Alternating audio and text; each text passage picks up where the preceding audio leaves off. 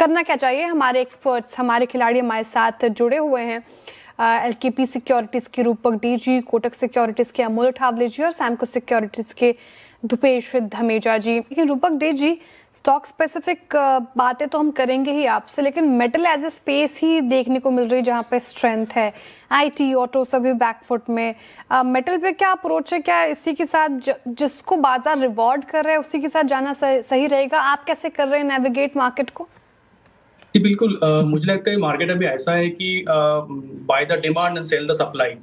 जहाँ पे डिमांड है उसमें ही बाई कंटिन्यू रहना चाहिए। मोमेंटम बाई करना बेस्ट रहेगा अभी इस मार्केट में। तो मेटल में सारा पैसा जो है, ग्लोबली मेटल में पैसा शिफ्ट हो रहा है। प्रेशियस मेटल हो या इंडस्ट्रियल मेटल, दोनों मेटल्स में पूरा पैसा शिफ्ट हो रहा है।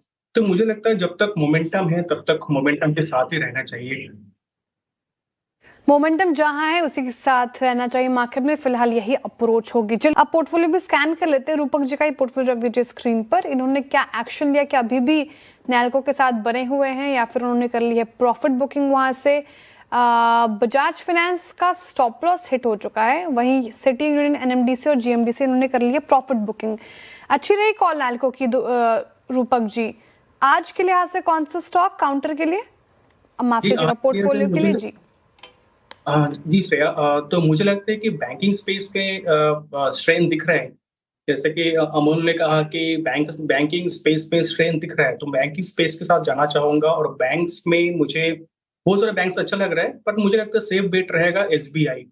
तो अराउंड 1072 चल रहा है, बाई की सलाह रहेगी और टारगेट ऑफ 1110 और नीचे स्टॉप लॉस मेंटेन करूंगा 1058 पे। ओके, 1058 का आपको स्टॉप लॉस मेंटेन करना है और एसबीआई में खरीदारी करने की राय है। डेज हाई पर कर रहा है कारोबार। 1110 का टारगेट आप एसबीआई में एक्सपेक्ट कर सकते हैं। रूपक जी, आप भी करेंगे इंतजार या फिर स्टॉक को लेकर कॉन्फिडेंट हैं आप? मेरे पास स्टॉक है। एक्चुअली मैं एनटीपीसी चूज किया था, लेकिन धुपेश ने पहले दे दिया। तो मेरे पास एक और स्टॉक है देने के लिए, आईओसी। बहुत अच्छा लग रहा है। कंसोलिडेशन ब्रेकआउट दिया तो 164.40 के आसपास चल रहा है, बाई की सलाह रहेगी और टारगेट ऑफ 172 और नीचे स्टॉप लॉस मेंटेन करना है 161.50 पे। 150 का स्टॉप लॉस, 172 का टारगेट। अच्छा, 161 का स्टॉप लॉस और 172 का टारगेट आए उसी में देख रहे हैं रूपक जी यहाँ पे खरीदारी कराए। चलिए, काउंटर्स रूपक जी की तरफ से 2 आ चुके हैं। 3 सेगमेंट की तरफ मुड़ते हैं और लेकर आते हैं हमारे खिलाड़ियों के जो काउंटर सुझाए उसमें क्या देखने को मिल रहा है। एक्शन भी रूपक जी ने एसबीआई और आईओसी सुझाया है। एसबीआई में मामूली बढ़त, वही आईओसी थोड़ा नेगेटिव रिटर्न दे रहा है। इस का मीटर क्या कह रहा है? थर्सडे का सेशन क्या फेरबदल देखने को मिल रहे हैं?